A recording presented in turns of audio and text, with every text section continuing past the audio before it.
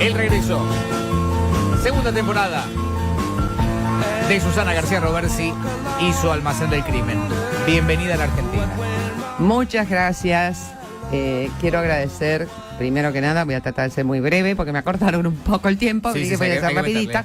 Quiero agradecerles todos los mensajes de cariño que me han mandado, las preguntas que me mandaban, de cuándo volvía. Bueno, acá estoy, muchachos, acá estoy. Siempre les dije y siempre les contesté lo mismo, porque Bebe no lee las cosas que yo pongo. No leo nada yo. Que lo hago por agradecimiento a él, en forma personal. Es un gusto. Sinceramente. Es un gusto tenerla. Sinceramente. Bueno. Susana. A ver. ¿Qué hacemos? ¿Qué hacemos? Vamos a hablar de alguien. ¿Ustedes se acuerdan? Bueno, vos sí te acordás, pero quizás los millennials que tenemos no se acuerdan. ¿Del dibujito del demonio de Tasmania? Sí, claro. ¿Te acordás? Claro. Bueno, vamos a hablar del demonio de Tasmania real. Estaba dentro de lo que era el Correcaminos. Los Looney Tunes. ¿Y no era el Correcaminos? No. Ah, no. No, eran los Looney Tunes. Tenés razón. Que era el que giraba y hacía desastre. Sí. Bueno, hoy vamos a hablar de un demonio de Tasmania real. Real. ¿Hablamos de un animal o de una persona? No, hablamos de una persona. Vamos a hablar de Martin John Bryant, que nació en 1967 en Tasmania, Australia. Era el mayor de 2 hijos del matrimonio de Maurice y Carleen Bryant. Es importante que nombre los nombres de los padres porque tuvieron cierta grado de participación en la vida de este chico. Los vecinos decían que era un chiquito muy educado, de poco hablar, pero que hacía cosas extrañas. ¿Cómo qué? Como por ejemplo, hundir a taparle el snorkel a un nene cuando tenía 5 años, y el chico casi se ahoga. Una travesura. Claro, le cortaba los árboles a los vecinos. A los 6 años se puso a jugar con pirotecnia, se quemó todo. Hay una... no sé si se acuerdan, un famoso programa que fue un bluff, pero bueno, Índice de Maldad, del doctor Michael Stone, que muestra un reportaje que le hacen con él en el hospital, y la periodista, el chico, él estaba muerto de risa, y la periodista le dice, pero ¿no estás arrepentido de lo que hiciste? No, me encantó, cuando pueda lo hago de nuevo. Bueno, parece que esto a los padres no les llamó mucho la atención, pero bueno, la vida siguió. Según los maestros, estaba descolgado de la realidad. No mostraba emociones, o cuando lo hacía en forma inapropiada. ¿Vieron como la famosa propaganda de Brahma? Del chupamedismo. Sí. Que cuenta un chiste, te cayó el sistema, levantalo, ¡ah! Y se tira al piso. Bueno, así. Era problemático y, por supuesto, sufría de bullying. Porque era distinto, porque era raro, porque no era como los demás. Y lo apodaban Stupid Martin. Tranquilo. Martin el estúpido. El estúpido. Bien. Y ahí él se violentaba. Le hicieron varios tratamientos psiquiátricos durante su niñez y su padre se jubiló en forma temprana para poder cuidarlo. En 1984 se le hizo una evaluación psicológica. Mortal. Mentalmente retrasado y con desórdenes de personalidad. ¿En ese momento qué edad tenía él? Y no había ingresado a la secundaria. En su juventud continuó con su conducta perturbada y antes de entrar a la secundaria le hicieron un test de coeficiente intelectual. 66 le dio. O sea, equivalente a la inteligencia de un niño de 11 años. Dejó la escuela, se le otorgó una pensión para discapacitado y vivió algunos años haciendo reparaciones ahí por el barrio y sobre todo trabajo de jardinería. Acá viene lo más curioso. En 1979, él tenía 12 años, conoció a una mujer sola, de 48 años, Helen Harvey, o Harvey. No quiero a veces pronunciar demasiado en inglés porque después parezco de la CNN.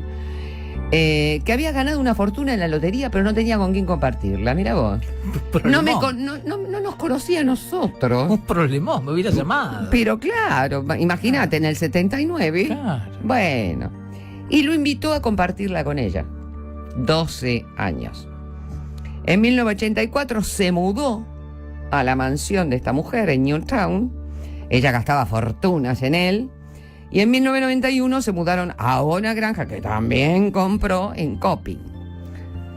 Pero en 1993 ella murió en un accidente automovilístico. Caramba. Un poquito confuso. ¿Quién quedó con todos sus bienes? Por eso, iban juntos. Ah, iban los dos. Él fue hospitalizado, estuvo casi 2 meses, más de 2 meses, con heridas y golpes en el cuello y la espalda. En ese entonces tenía 27 años. Fue investigado ligeramente para saber cuál había sido su grado de participación, porque se sabía que él conducía a grandes velocidades y había tenido 3 accidentes automovilísticos previos. Imagínense, un IQ de 66 y ponerlo con un Porsche. A ver. Mono con navaja. Exacto. Y además, ella nunca manejaba más de 30 kilómetros por hora. Por lo tanto, ¿quién manejaba? Él, seguramente. Bueno. Fue caracterizado como accidente. Durante su estadía en el hospital, el padre Maurice se mudó a la granja y la tomó a su cargo. Vendió animales, vehículos, y cuando Martín regresó, ¿a qué no sabes qué pasó? ¿Qué pasó? El padre desapareció. El padre que se había retirado para cuidarlo. Claro, pero el padre se había mudado Uh-huh. a la granja, porque el hijo estaba en el hospital, Sí. para cuidarle los bienes, y me vendió esto, el otro. Y cuando vuelve Martín, el padre lo reporta como desaparecido. Rarísimo. Había una nota de suicidio y algunos miles de dólares en su auto. Los buzos policiales buscaron en las 4 represas que daban riego a la granja. Uh-huh. Imagínate lo que era la granja. No era una granja, era una granjaza. Uh-huh. En la más cercana a la granja se halló el cuerpo, con uno de los cinturones de buceo de Martin alrededor del cuello. Un accidente. Hay gente que no sabe ponerse cinturón. Sí. No era ahí. La carátula, suicidio. Los buzos, muerte no natural. Los oficiales dijeron que Martin estaba muy excitado en la búsqueda, pero poco interesado en la muerte del padre. Quedó como único heredero, por supuesto, testamentario de esta mujer. Heredó casi $1 millón. Caramba. Vendió la granja de Coping, conservó una en Glenorchy y la mansión donde se había mudado por primera vez, que era la mansión de Newtown. La madre, desesperada, pide una orden judicial para proteger los bienes de su hijo, porque... ¿Él seguía siendo muy joven? ¿Era menor de edad todavía? No, ya tenía más de 27 años. Ah, ok. Me perdí. No, por eso, estamos hablando de que el accidente fue en el 91. Ah, es cierto. Y él nació en el 67. Bien. Entonces consiguió la orden judicial y puso todos los bienes en fideicomiso. Entonces él cobraba determinada cantidad de dinero. ¿Por qué la madre pedía esto? Ah, porque él tenía el certificado como de discapacidad. Claro. Bueno. Entiendo. Claro. Además era evidente su disminuida capacidad mental. Bien. Era evidente. Necesitaba una tutora. Claro, y como él no quería a la madre lo que fue, directamente fue al juez. Bueno, él hasta ese momento había hecho varios viajes alrededor del mundo. Mira. Desde 1993, y por ello y el derroche de dinero, el curador le restringió los fondos y no pudo seguir viajando. Pero empezó a hacer otras compras. A fines del 93, un rifle semiautomático AR-15. En abril del 95, varios kits para limpiar armas de calibre 30 y 12 escopetas. Entretenimiento. Y además un bolso deportivo grande y muy resistente. Él en ese entonces vivía con una novia, Petra Wilmot, que había sido su jardinera. O sea, volví a repetir la historia. Él había sido jardinero, y entonces ahora vivía con la jardinera. Le mintió a la novia diciéndole que el bolso lo había comprado para hacer surf en Australia. Bueno. Y ella dice que nunca vio ningún arma ni municiones. Claro, si las escondía perfectamente bien, no las va a dejar. Pero antes de entrar a lo que pasó, que ya entramos, hay que retroceder un poquito en el tiempo. Cuando él estaba en el hospital, el padre había tomado posesión de los bienes, había vendido, como les dije, animales y qué sé yo, y había intentado comprar un hostal que estaba cerca de ahí. Se llamaba Seascape.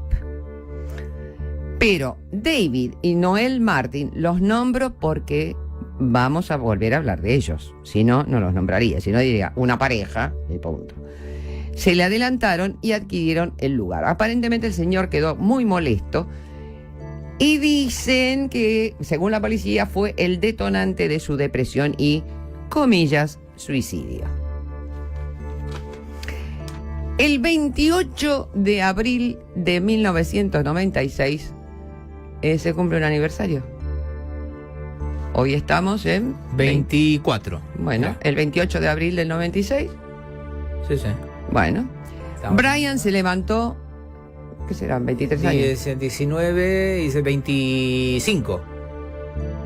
Justo 25. Bueno, ¿No? ¿Está bien? estamos de aniversario, bebé. Claro. Estamos Sí, de sí. aniversario. Este año va a ser de aniversario. Bien, perfecto. Me pareció. 25 años se cumplen de este hecho. Exacto. Brian se levantó a las 6 de la mañana.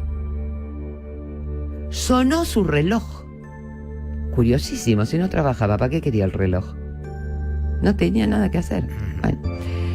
Se fue cerca de las 9:45 y dejó, lo único que encontró la novia cuando se levantó es gran cantidad de municiones desparramadas por todos los pasillos. Hizo algunas compras, cigarrillos, latas de fuel oil y cargó combustible. Se fue para Port Arthur.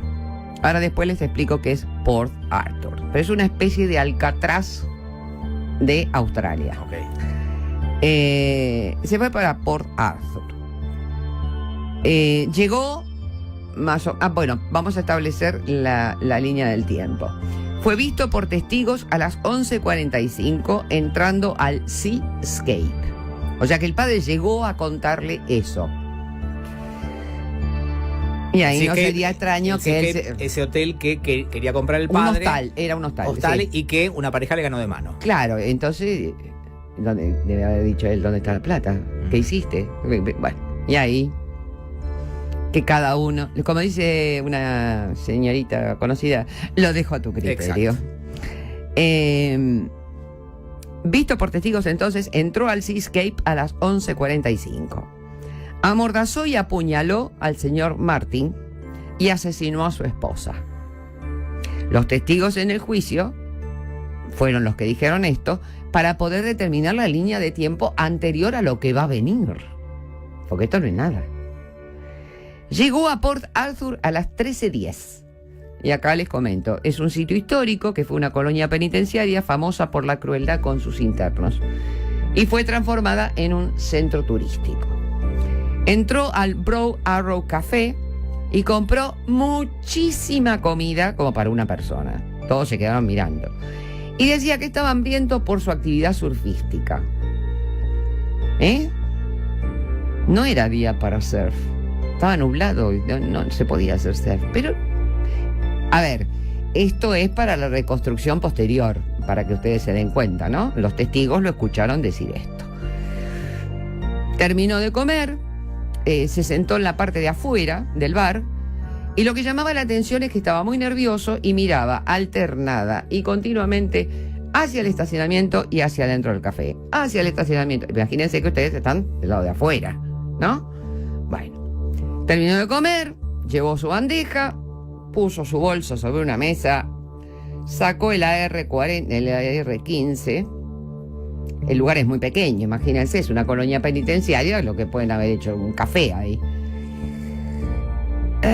Las mesas estaban muy cercanas, había mucha gente. Brian, apuntando, se colocó cerca de la salida principal y de movida en 15 segundos mató a 12 e hirió a 9.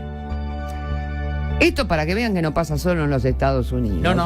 Bueno, la gente no intentaba pasar por ahí. Lógico, el tipo estaba en la salida, no voy a salir por la salida. Entonces, ¿qué hacían? Se metían en el negocio de souvenirs, en el negocio de regalos. Ahí fue.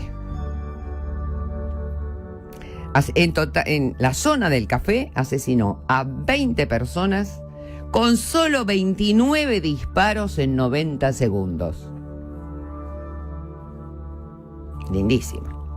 Durante el tiroteo, algunos empleados pudieron escapar por la cocina y alertar a los que estaban afuera. La gente se escondía detrás de los autobuses y edificios linderos, y otros vagaban completamente desconcertados. Algunos hasta llegaron a pensar que debe ser un simulacro, como para que vean que hay una escapada de presos y qué sé yo. Bueno, eso no la pudieron contar. Fue hacia su auto. Cambió el arma por un FN FAL. Después, si tenemos tiempo, les explico lo que es un FAL. Es un arma de asalto y disparo automático, de carga y dispara automática y fuego selectivo. Es belga.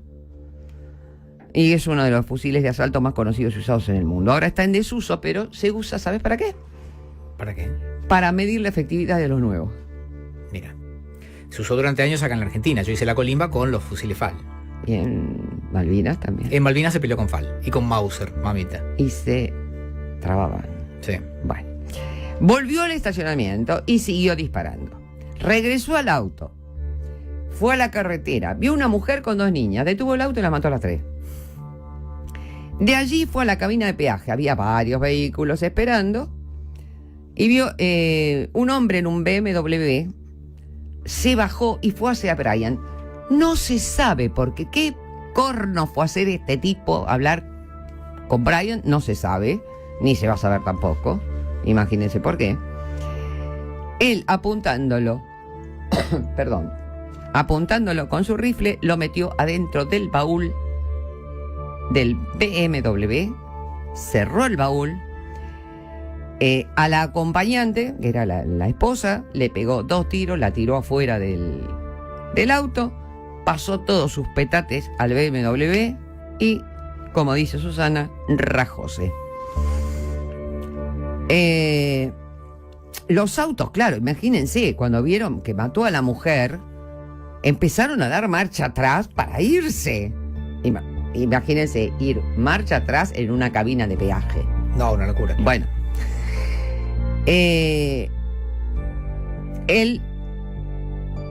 Este señor al que bajó se llamaba Pierce. El señor Pierce, no se sabe el nombre.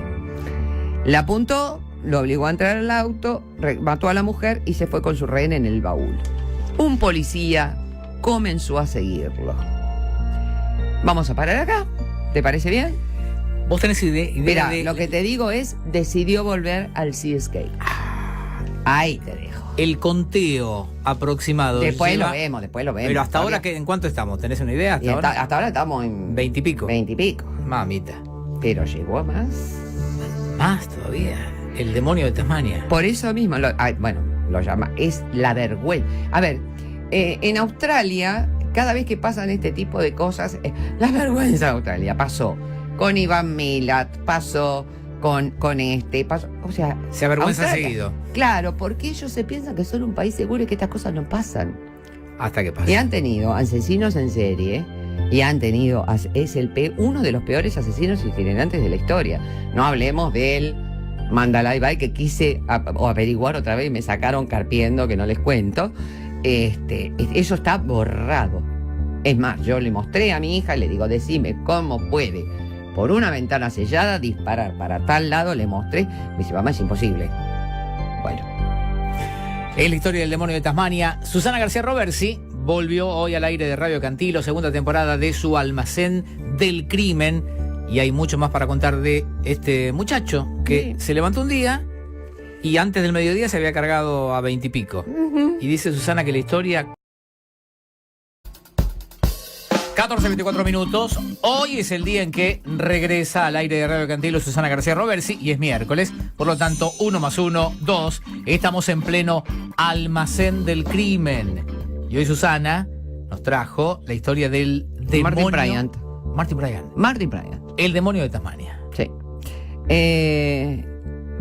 Les pido una cosita. Por favor, participen en las redes porque es importante para mí saber qué es lo que piensan, si les gusta, si no les gusta, si tienen alguna pregunta para hacer. Por favor, participen en las redes. Ahora después repetimos cuál. Después repetimos todo. Bueno, entonces, como dije, decidió volver al Sea Escape sin dejar de disparar a los autos que se le acercaban. Recordamos que para el mediodía ya se había cargado a 20 y pico de personas. Exactamente, estamos al mediodía. Al llegar, sacó al señor Pierce del baúl. ¿Se acuerdan que había puesto al señor Sí, Pierce del BMW? el dueño del auto. Lo amordazó, lo ató a una escalera de la casa y lo asesinó. Y se dispuso a esperar a la policía. Mientras disparaba a los posibles huéspedes que se acercaban, porque iba gente, tiene un cuarto, solo hirió a algunos, con fuilol prendió fuego el automóvil. A las 14 horas llegaron 2 policías. Al ver el auto en llamas, ¿a qué no sabe qué hicieron? Se escondieron en una zanja. Cerca de las 21 horas, 7 horas después, llegó el Grupo Especial de Tarea de Tasmania. Poquito retrasado. No nos quejemos del SAME, por favor. Es un chiste, chicos. Primero asistió a los 2 policías. Establecieron contacto telefónico con él, lo llamaron al hostal, se hacía llamar Jamie, y exigió. Acá queda en claro la discapacidad mental de este pibe, porque un helicóptero y un avión hasta Adelaida. Adelaida está en el sur de Australia, pero de la otra punta. Allí liberaría al señor Pierce. Estaba muerto el señor Pierce. Y además se quedaría con la señora Martin, que también estaba muerta, para irse con ella en otro helicóptero. Cortó, se descargó el teléfono, que era un inalámbrico, y no quiso recargarlo. A la mañana siguiente, o sea, no me venga a Australia a estar avergonzada con el tiempo que tardó. Bueno, Brian prendió fuego el hostal. Ah, bueno. Con él adentro. Con una... ¿Se acuerdan que dijo? Si lo puedo volver a repetirlo, voy a repetirlo. Dijo a los 6 años. Bueno. Con una gran carga de municiones. Y desafiaba a la policía y le decía: vengan y atrápenme. Pensaba que no iban a hacerlo porque tenía rehenes. Pero no había rehenes, estaban todos muertos. Bueno. La situación se puso insoportable y de repente se lo vio a Brian salir envuelto en llamas.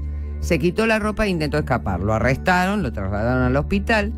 Y al apagar el fuego hallaron los cuerpos del señor Pierce y del señor y de la señora Martin, asesinados el día anterior. En el interrogatorio policial negó, primero, haber matado al señor Pierce. Dice que murió en el incendio del auto. ¿Cómo va a morir en el incendio del auto si estaba dentro de la casa? Claro. Bueno, ya no distinguía un incendio del otro.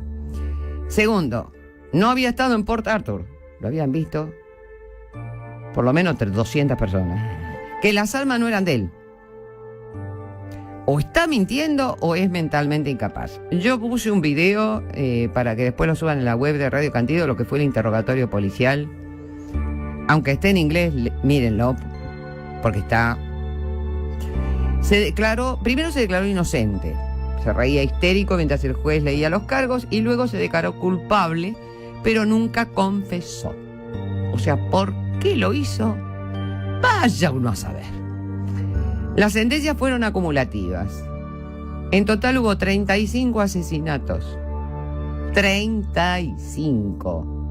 35 cadenas perpetuas más 1.035 años de prisión por tentativa de homicidio, lesiones graves con arma de fuego y heridas a 23 personas. Fue enviado a la prisión de Hobart Prison y, por supuesto, como digo siempre, never to be released, o sea, nunca será liberado, o sea, sin libertad condicional. Le recuerda continuamente a Australia al peor asesino itinerante y a uno de los peores casos sucedidos en el mundo. En prisión sufrió 2 agresiones. Una vez lo apuñalaron y otra vez le echaron disolvente, tiner, aguarrás, no sé cómo lo quieran llamar, en los ojos. Tuvo 6 intentos de suicidio. Por su seguridad fue destinado a confinamiento solitario especial y actualmente está en el Wilfred Lopez Center. Sí, Wilfred Lopez. Es una unidad especial destinada a condenados con serios problemas de salud mental. O sea, a ver, entiendan esto. Tiene problemas de salud mental. Sí, claro. Pero está condenado igual. No va a salir más. Bueno, pero está tratado, ¿no? Hay solo 35 internos, porque esto depende del Departamento de Salud de Tasmania, donde los atienden doctoras, enfermeras, trabajadores sociales, pueden salir de sus celdas, pero tienen una seguridad exterior de la San Pistolina, ¿no? Tienen como 4 paredes perimetrales. La motivación, acá vamos al tema, está herméticamente guardada y solo la conoce su abogado. Pero hay una. Aparentemente. Según, yo creo que no hay ninguna. Sinceramente lo digo.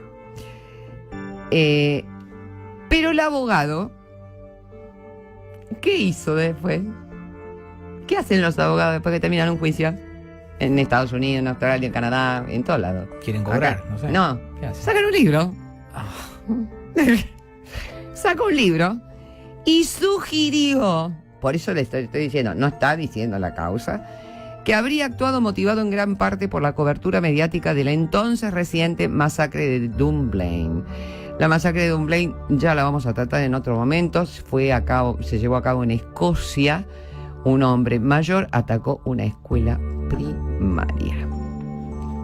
Desde su captura y continuamente pregunta cuánta gente había matado. Estaba impresionado por el número y solo puede escuchar música en la radio fuera de su celda y tiene el acceso vedado a las noticias, tanto de su masacre en su momento como de otras posteriores. El 28 de marzo, cerca del 10º aniversario, The Sydney Morning Herald reprodujo una nota de la revista The Bulletin, en el cual la madre declaró que su hijo era un zombie. No quiere hablar. Se sienta a la distancia, mejor dicho, yo me siento y él se queda parado a la distancia y no me dirige la palabra por al menos 15 minutos. Tiene un gran sobrepeso y uno de los médicos, que no quiso dar su nombre, dijo: si la comunidad quería un castigo severo para el señor Bryan, ya lo tienen. En lo que se ha convertido es peor que la pena de muerte. No lee, no ve TV, no tiene amigos, recibe muchas cartas de mujeres, otra vez. pero jamás las abre, gracias a Dios. Menos mal. Bueno, vive aislado. Una buena hace. Bueno, está aislado en su celda. La madre, arrepentida de haberlo persuadido para que se declarara culpable, dice: mi pobre Martin, él no hubiera podido disparar a toda esa gente en Port Arthur. No tiene cerebro para hacer eso. Hay muchos testigos. También en la revista se entrevista al psicólogo forense Ian Joblin, quien lo examinó justo después de la masacre y concluyó que era discapacitado mental, pero que estaba sano en el momento de los hechos. Y evidentemente se levantó a las 6 de la mañana, fue, compró combustible, llenó las armas, puso el bolso, fue a portar. A ver, hay una serie de cosas que ha hecho que aparentemente son totalmente premeditadas. El abogado defensor dijo: su único arrepentimiento era que no había matado más gente. El 14 del 10 de 2010 se publicó un artículo en el periódico The Mercury, también de Australia, con la furia de la madre de Bryant ante la publicación de un libro sobre su hijo. Declaró que ella no había dado su consentimiento para una entrevista con los autores y que de ninguna manera esperaba que el material que ella les había entregado... Perdón, si ella les entrega material, ¿cómo puede negar la entrevista? ¿Qué se lo mandó? ¿Por fax? Bueno, no quería que fuera usado. Pero Robert Wainwright y Paola Totaro, autores de Born or Bred, el huevo o la gallina, nacido o criado, de Martin Bryan, Making of a Mass Murder. O sea, la hechura sería, sí, de un asesino. Una fabricación, una cosa así. Sí, no tenemos. ¿Viste? No hay una traducción literal. De Making para of eso, no sí, sabemos qué es. Sí. De un mass murder, de un asesino de masa. En este caso es un itinerante, porque acuérdense que va a un lado. Te iba a preguntar otra. Eso, la claro, calificación que le corresponde es de asesino itinerante. Itinerante, o sea, bien, va acá, mata acá, va allá, mata allá, bien, va al Seascape, mata al Seascape, ok, es itinerante. Dice que la madre le dio la información en forma libre y sin advertencia. Escribió sus memorias durante varios años para contar su historia, su parte de la historia, pero no confiaba en ella como escritora. Lógico, siempre pasa eso. Una persona quiere escribir un libro y siempre lo escribe con alguien. Los mismos John Douglas y Robert Redford siempre están con un escritor al lado. Se reunió con Wainwright y Totaro en junio del 2007 para discutir con ellos acerca del tema de la autoría, si ellos iban a estar como coautores, como colaboradores o no aparecerían. El asunto es que ella les entrega el manuscrito y dice que se reunió con ellos para saber cómo iban a proceder. Ellos le dan un borrador ella no estuvo conforme, lo devolvió, pidió su manuscrito, se lo devolvieron, pensó que no iba a pasar nada hasta que se enteró que salió el libro. Punto. El libro se basa en la familia, la educación y la enfermedad mental y en la probable influencia de su accionar criminal. Los autores admitieron, ahora ya no viven más en Australia, viven en Londres, admitieron que usaron parte del manuscrito, pero que están específicamente marcadas esas partes en letra cursiva, como que no es de ellos, sino que lo dice la madre. Que están citando a la Exactamente. madre. Nuestro libro no es la historia de Carlín, ni tampoco se basa en su manuscrito. Sin embargo, queríamos escuchar de su propia boca para que el lector recibiera la información sin filtro. Los pasajes que usamos se encuentran señalados en letra cursiva. Estamos orgullosos de que este libro provee un contexto para mostrar los esfuerzos que realizaron ella y su esposo para hacer lo mejor que pudieran en tan extenuantes circunstancias. La verdad es que no se sabe quién dice la verdad y quién no. Ellos hicieron un libro para venderlo. La pobre madre sufre por lo que hizo su hijo. Seguramente se va a dirimir en la justicia, pero mientras tanto, Martin Bryant sigue en prisión. Ahí van a encontrar en internet, no les aconsejo que lo lean, pero el que quiera que vaya, muchas teorías conspirativas que dicen que él no fue. Ok. Que es un tipo, sí, que es un tipo rubio, de pelo largo, pero que las fotos son confusas, que las cámaras de seguridad no se ven. Y como digo siempre, cuando no hay información, que nace el mito. Entonces, para muchos, Martin Bryant está injustamente condenado, cuando hay muchísimos testigos que lo vieron disparar, que lo vieron matar, que lo vieron... A ver, no hay tutía. Acá no... Si no fue el del estacionamiento, bueno, ya había matado 20 personas adentro del café. Que no le daba la cabeza. Y no le dio la cabeza hasta ciertas cosas. Sí, otras cosas que claramente las hizo. O sea, lo que tenía era un IQ de un chico de 11 años. Un 11 años, un nene de 11 años, le da un Porsche y el pibe sale. Sí, y le hace un arma y aprende a manejarla y puede... Exactamente, ya lo hemos visto, no sé con quién fue que... con el de la masacre de Austin. Ok. Que el padre lo crió con las armas. Entonces, bueno, ¿por qué se le dio por las armas? Y no sabemos. Con fines puramente estadísticos. Sí. El conteo total de víctimas... 35. 35. 35... En un solo día. Sí. Era una cantidad de horas bastante limitada. No, yo diría que casi, no sé si minutos. Porque en 90 minutos mató 20 personas. En 90 segundos mató 20 personas. Mensajes que llegan vía WhatsApp al 2214194952. Dice: no me puedo bajar del auto, qué grande como cuenta las historias Susana. Es muy bueno el almacén del crimen, dicen por acá.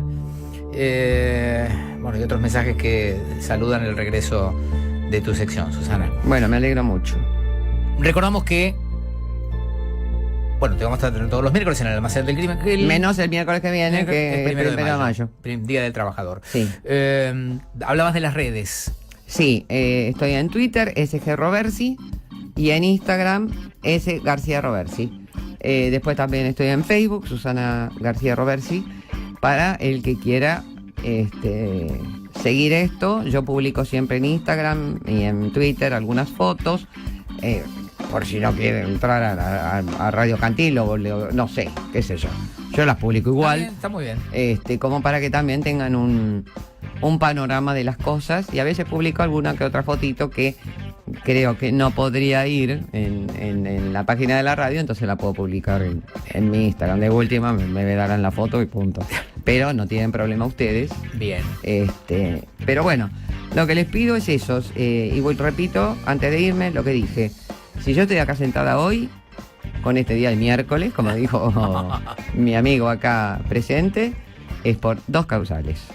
Una es él, al que aprecio y le tengo mucho cariño desde que tenía 6 añitos.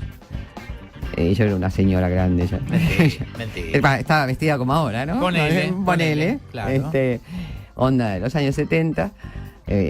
Y por ustedes. Porque nunca me voy a cansar de agradecer las cosas tan bonitas que me dijeron.